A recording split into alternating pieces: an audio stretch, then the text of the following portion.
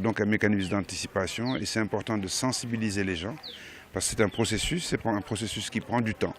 Et c'était important de pouvoir en discuter avec tous les entrepreneurs de la région et faire en sorte qu'ils comprennent bien l'intérêt de la labellisation par rapport à la facilitation à l'accès au financement des entreprises.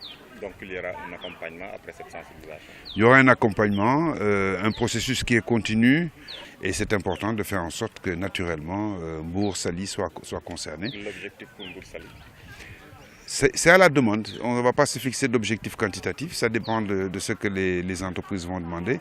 Mais lorsqu'on voit le potentiel qui existe dans ce département sur le plan de la pêche, sur le plan de l'agriculture, sur le plan du tourisme et des services, on a le droit d'être assez optimiste et des capacités de la région à faire avoir le maximum d'entreprises labellisées d'ici quelques temps.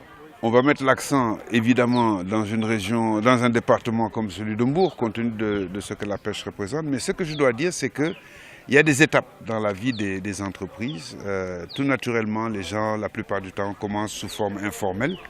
Mais il faut bien comprendre qu'une société qui est informelle est très limitée en termes d'accès au financement. Donc, on s'est mis d'accord d'ailleurs aujourd'hui pour pouvoir organiser assez rapidement une porte ouverte sur la formalisation, accompagner les petites et moyennes entreprises qui existent pour qu'elles quittent le secteur informel et se formalisent et ça rendra beaucoup plus facile la labellisation. Vous comprendrez que lorsque vous avez affaire à une entreprise qui n'a pas de document comptable, qui n'a pas d'existence juridique, il lui sera pratiquement impossible d'accéder au crédit bancaire.